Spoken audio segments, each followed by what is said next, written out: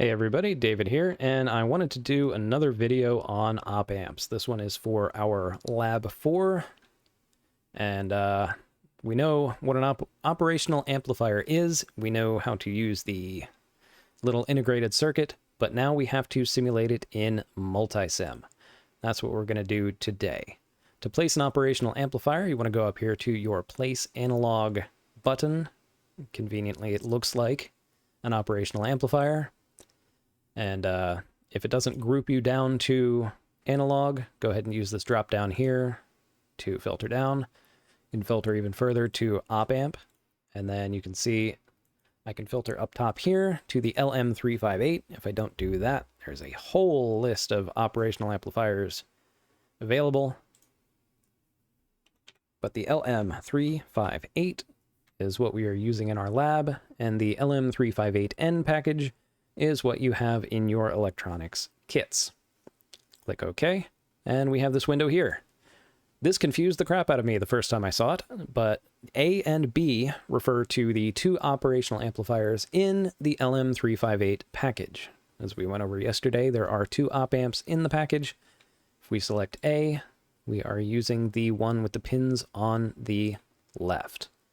Now we can add another with the new, or add a second op-amp in that same package, U1, U1A, if we selected B, well, let's just do it. Then we have the other op-amp in that package, U1B. You can also see that the pin numbers here, we have 1, 2, 3, 4, and 8. And then on the U1B, it'll be on the same chip using pins 7, 6, 5, and then 4 and 8 again. Remember, the voltage inputs are common between the two op-amps. The rest of the pins are not. I'm going to delete that out of here because we don't need it. And I'm going to place a voltage source. So we've got power sources, DC power. And I will place a second one. And then explain why I did that. So, for the lab, you are going to want a plus 15 volts source. So set that one to 15. And we want a negative 15 volt source. Now what I could do is put negative 15 in this voltage box here, but I would have to remember that the polarity on this is opposite to what we typically expect. The long line at the top is positive, and the short line at the bottom is negative. What instead I'm going to do is set that to 15 volts as well, and then place a ground, because you always need a ground reference, and run that up to our first 15 volt source, and then set the positive terminal of the second 15 volt source to reference to ground. Now, if we were to take a multimeter and measure the voltage between the top of this voltage source here to ground, we would see 15 volts. If we were to instead measure from the top of the second 15 volt source to,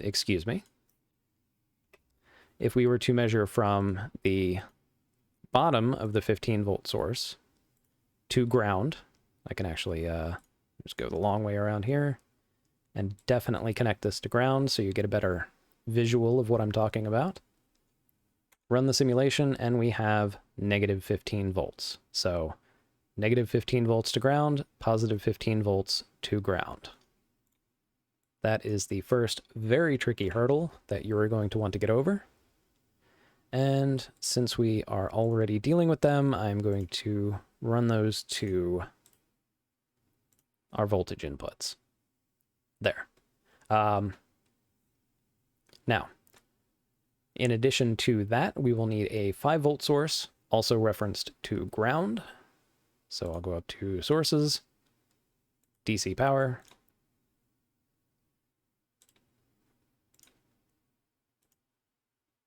negative terminal to ground, positive terminal to the non-inverting input of our operational amplifier.